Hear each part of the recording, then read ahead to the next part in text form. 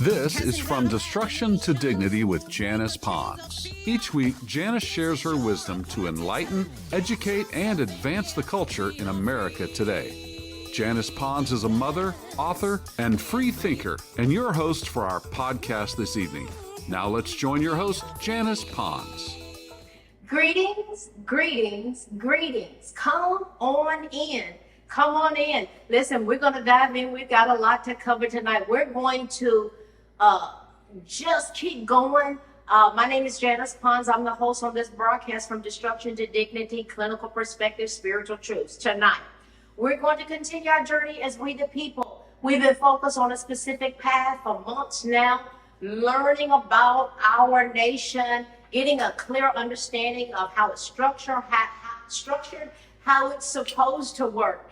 This flag is a great symbol connected with our amazing nation. Our presidential seal represents we the people's house. We went from 13 colonies we had 13 states on September 9th, 1776. And they were previously known as the United Colonies. Now, the colonies' journey to becoming the United States of America involves several key events. We're gonna dissect. We want to understand our nation. There's so much that what I found is as I understood and gained an understanding of the events that unfolded that made America America.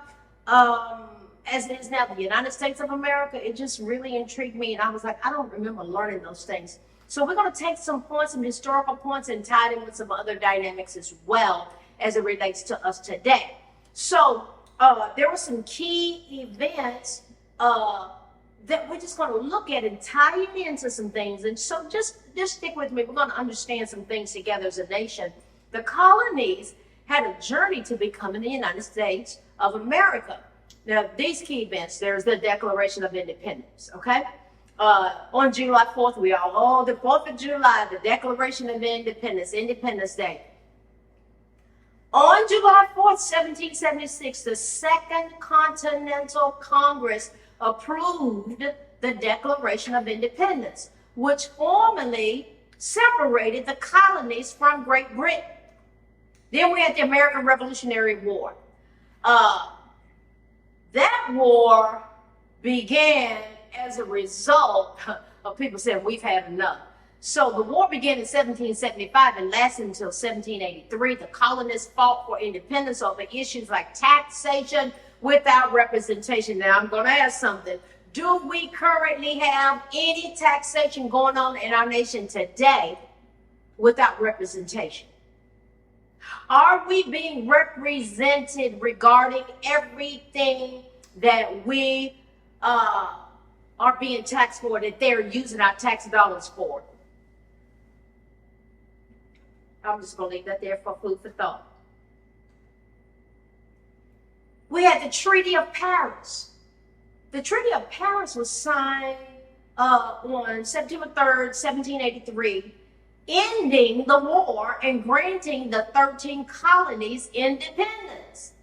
The 13 original states that became the United States were Connecticut, Delaware, Georgia, Maryland, Massachusetts, New Hampshire, New Jersey, New York, North Carolina, where I'm originally from, Pennsylvania, Rhode Island, South Carolina, and Virginia. Now we have 50 different states. That's what our great flag is about. There are so many various dynamics occurring within those 50 states that make up the whole nation. There was quite a journey to get to where we are now as the 50 states. Within our states, so many are struggling.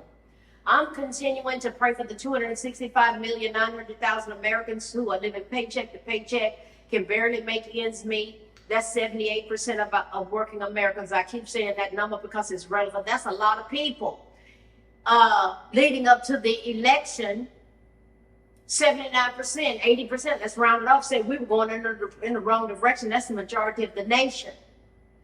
Remember Brett Baer having that interview with Kamala Harris that was so powerfully revealing regarding her ability to handle direct questions and relevant questions? That's when it came out about the 79%. saying we're going in the wrong direction. So who can we trust? If we have questions regarding if we can trust our government, how important is it that we know that we really know our rights as citizens? I realized that we had rights as citizens. I had things that happened to me years ago. It was a violation of my constitutional rights, and I didn't even know what they were.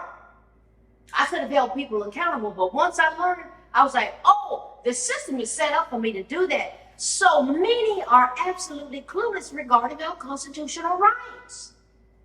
The Constitution exists to establish the framework for the United States government, outlining the powers and the limitations of each branch, protecting individual liberties, and ensuring a system of checks and balances to prevent any one branch from becoming too powerful. Oh boy, has that ever been challenged?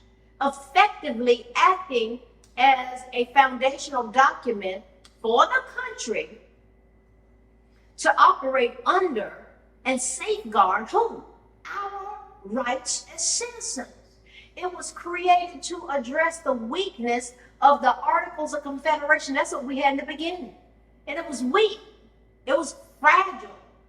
So they had to come back and just flesh that thing out, which preceded the Constitution. When you read the Articles of Confederation, that came first. It preceded it, our current Constitution, by providing us, we needed a stronger central government while still respecting state powers. Now, what did the Constitution give us? Guys, we got constitutional rights. Remember they fired that coach down in Texas for just kneeling at the 50-yard line? It was a violation of his constitutional rights. He won. There are things that go on in this nation, and you got to go, wait a minute, what are my rights? Here's some key points about the Constitution of what it gives us. It gives us structure of government. It defines the three branches of government: the legislative, the executive, and the judicial branch of our government, and how they interact with each other. It's there for us. It gives us checks and balances. Each branch has the ability to limit the power of the other branches, preventing anyone from becoming too dominant. Whoa, has that been challenged in modern times? Lord have mercy. Individual rights. The Constitution, particularly through the Bill of Rights, guarantees fundamental freedoms like freedom of speech, freedom of religion, and freedom of assembly. What else does it give us? Adaptability. While the Constitution is a foundational document, it can be amended to reflect changing societal needs. Someone may be totally oblivious regarding what their rights even are, yet I had a rude awakening about our rights when we were attacked by COVID-19. A lot of Americans experience what was called vaccination discrimination, where their rights were being violated. How? Let's go there, because it happened in our nation. Does anyone remember Joe Biden firing thousands of servicemen in the military for not taking that shot? Of great significance, this was done while letting millions of unvaccinated illegal immigrants come into our country that were dropped off into various communities, and they were unvaccinated, and then he fired thousands of our servicemen. Let that sink in. Make it make sense. Let that sink in. Thousands of fully trained, combat-ready service members were subjected to the COVID-19 vaccine mandate. Forced service members, they had to choose. I'm a Blue Star mama. This stuff just rattled me to no end.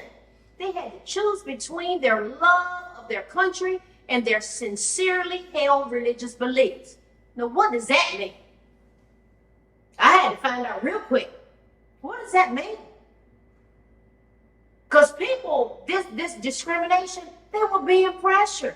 They lost their jobs. What defines and they were fired. Our military, 8,000 of them were fired. What defines a sincerely held religious belief? Moral or ethical beliefs about what is right and wrong that are sincerely held with the strength of traditional religious views may meet the definition of a sincerely held religious belief. The mandate upended the careers and benefits that our military men and women rightly earned through their dedicated service to our country. And to this day, they continue to endure the consequences. Guess what happened? They fired. They got rid of 8,000. Guess how many came back? Only 43 of the more than 8,000 U.S. service members who were discharged from the military for refusing to be vaccinated against COVID-19 sought to rejoin 8 months after the vaccine mandate was officially repealed, according to data that was provided by military branches. All-time low in recruitment is what we're dealing with now, and retention of its service members. We're down at least 16,000 service members, guys, thanks to this recruitment failure. And the Biden administration's policies alone. That's the tip of the iceberg. Our military is clearly struggling to enlist Americans ready to fight for our country. That should be ringing alarm bells to every American, especially lawmakers. What are we doing? What are y'all doing on Capitol Hill? What's going on in this house? This house. The people's house. The White House. What's going on? Our nation is now totally vulnerable simply because those in leadership at that time failed to respect and honor the constitutional rights of thousands of Americans. Let that sink in. Just think about that. We're vulnerable because of some silly decision that was making, some irresponsible seeking of power decision, firing 8,000 members of our military. How careless can so-called leadership be? We're talking about constitutional rights. We're talking about our Constitution. We're going to take some intricate examinations of how we really need to know those constitutional rights. Due to those rights being violated for thousands in our military, we are militarily much weaker than we've ever been. I'm concerned. I pay attention to this stuff. Meanwhile, the Chinese Communist Party is building up its self-reliance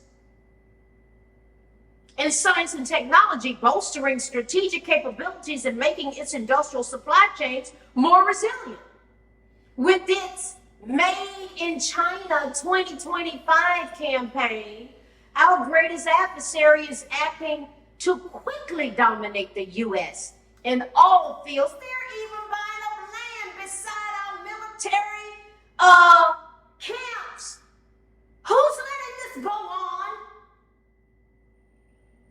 They're taking the lead, including nuclear, aerospace, and even weapons that are capable, like intercontinental ballistic missiles.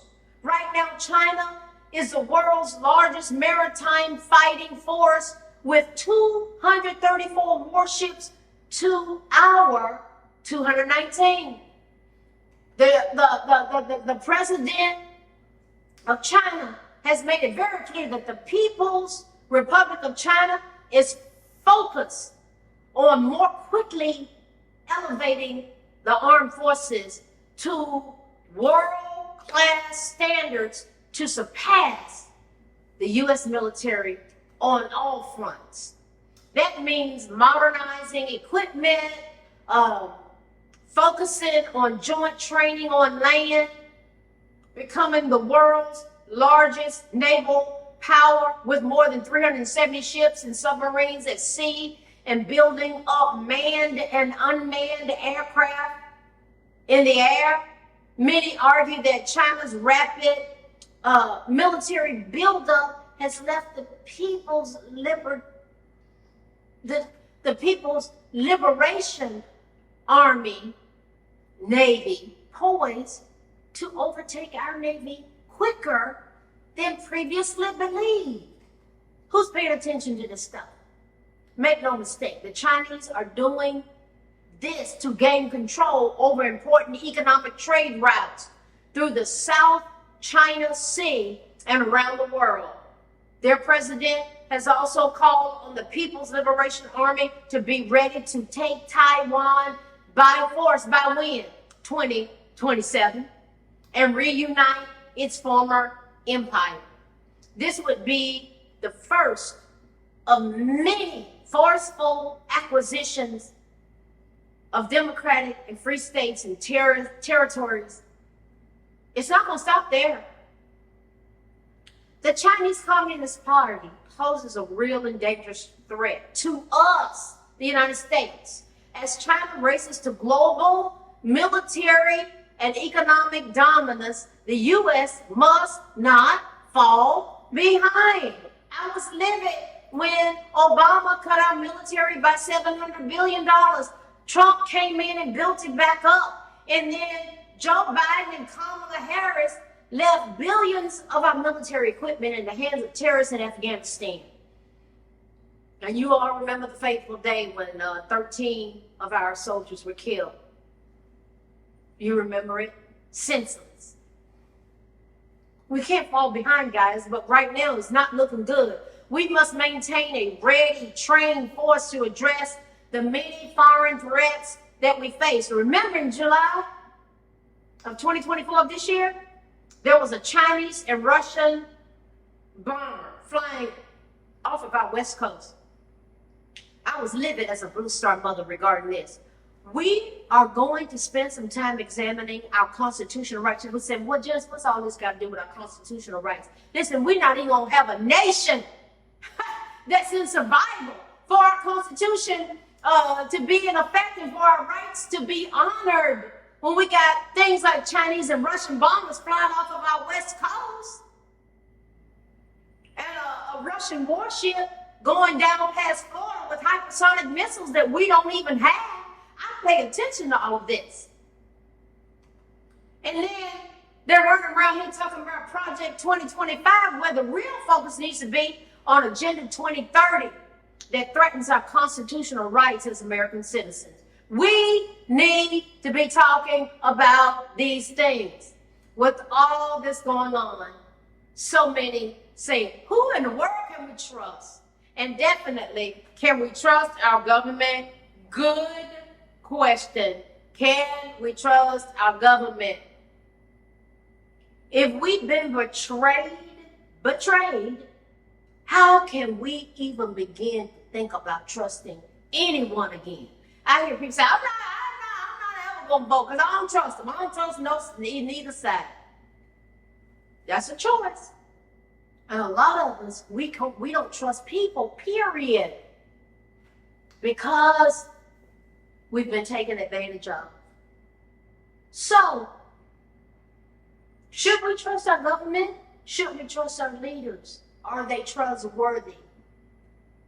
Who can we trust? There's some from a clinical perspective. We're going to look at trust. Trust. Who can I trust?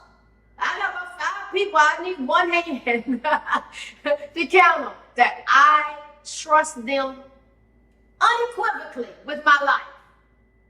And they trust me. I got them. I got their back. I'm just that kind of friend. We're going to look at just some tips for learning to trust again if you've been betrayed. Just consideration. We're just thinking out loud. Sometimes we have to start with trusting ourselves. Trust yourself. That's our clinical perspective. We're just going to look at the dynamics of trust. Believe in your ability to cope with a broken heart and betrayal. Boy, that's heavy. But can you imagine how those soldiers serving our country felt? The 8,000 that were fired, 43 came back. That speaks for itself. Trust. Individually, you can build trust in yourself. How? By being kind, setting reasonable goals, and spending time with yourself, nurturing yourself. These military folk, they had to regroup majorly. And sometimes as individuals, we just got to regroup. We got to regroup. We got to go, you know what? I was betrayed. I was taken advantage of. And we have to go, I got to regroup. Pull back. Sometimes you got to pull away from people, especially if they're putting a demand on you. Demanding your time. Sometimes you have to pull back for you. You have to regroup. Sometimes we need to forgive ourselves. We make mistakes. Letting go of shame and guilt by forgiving ourselves for past wrongdoings. What about acknowledging that you even have trust issues? Sometimes the acknowledgement is like, I don't trust anybody. I've been betrayed. Being open about why you have trust issues so others can understand you better. You know, I'm always talking about the therapeutic process. It provides structure and you give a language to it. I have trust issues is what some people need to say. Just understanding that. Oh, okay. It helps others to understand us as individuals. And this fall, I'm talking about trust, communicating openly, being a good listener,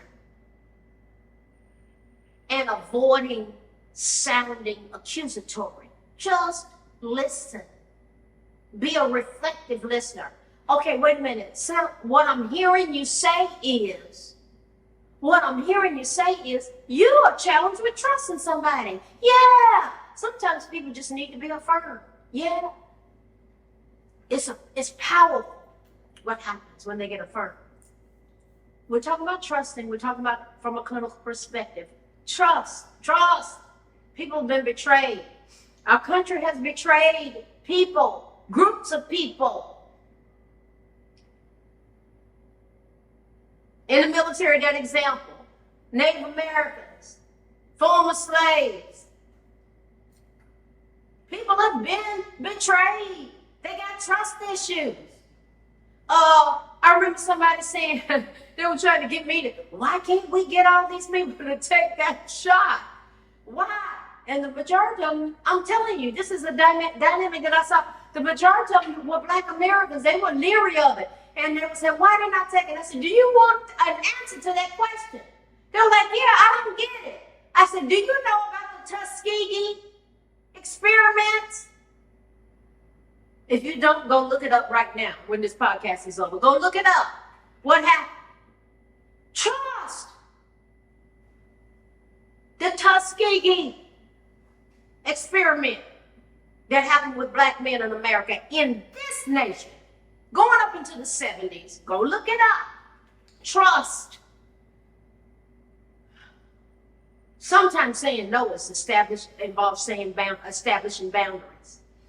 Create boundaries and make your voice heard in relationships. I remember when God had me one time to say this to somebody that kept blasting me, pushing the envelope.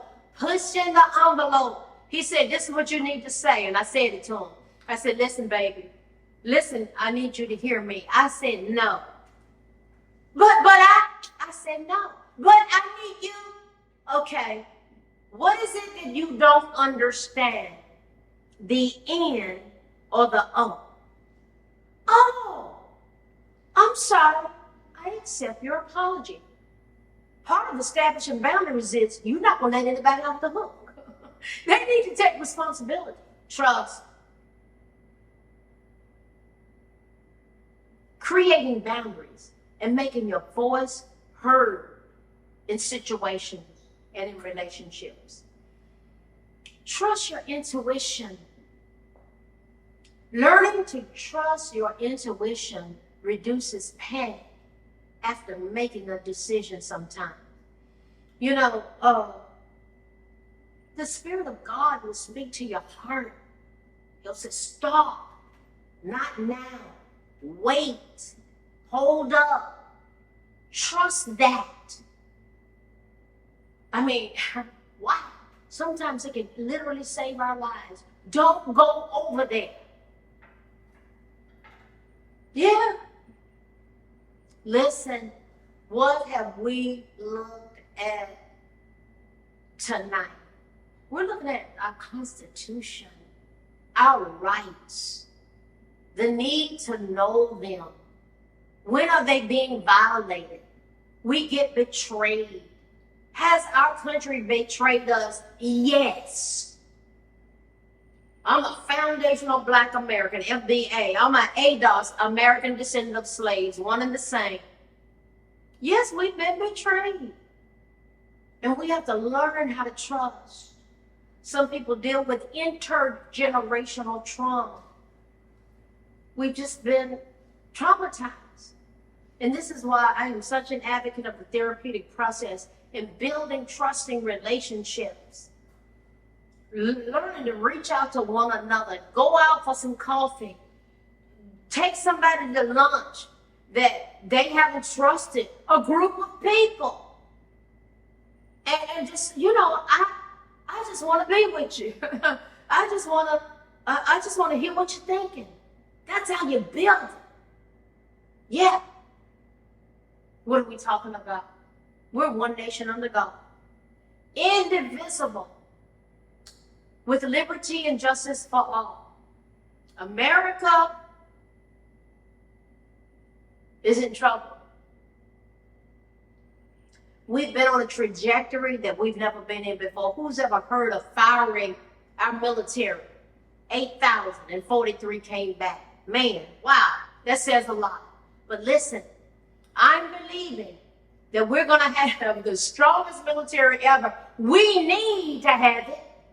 I know one of the goals that Donald Trump had for America is to build a dome of protection over us in terms of the protection, the same kind that Israel has, that when they were attacked by missiles from Iran, it repelled them. You know what? We may need to consider if that's something we need to have if we had a Chinese and a Russian bomber flying off of our West Coast. Is that worthy of our consideration? I thank God that that man wanted that. We'll see what happens with our military, but I know this. Our nation needs us to come together. We need strong leadership with backbone. We need people on Capitol Hill. Our taxpayer dollars are paying are paying for them to have a salary of $174,000 a year. And a lot of them, within 5 years, they are millionaires. Don't forget about we the people. Don't forget about our protection. That's a whole other podcast, and I have dealt with that in the past about the dynamics that cause that to happen. Our nation is very vulnerable, but I'm believing that God is not done with America. You know why? We are still here. And I want us to pray for our nation. I want us to come together. We need to be having conversation. You know, my whole motto on social media is what would happen if we talk to and with each other versus at each other. Remember, we're one nation under God, indivisible, with liberty and justice for all as we go together from destruction to dignity. God bless you. I'll see you next week. Good night. Thanks for listening to this week's episode of From Destruction to Dignity with Janice Pons. Janice's mission is to provoke thought, bring awareness, and point people towards intervention when needed. As a reminder, this show is not therapy, but for educational purposes only. For more information, check out JanicePons.com or follow her on social media. We are one power, strength is ours, liberty, been set free, education, affirmation, dedication, information, revelation.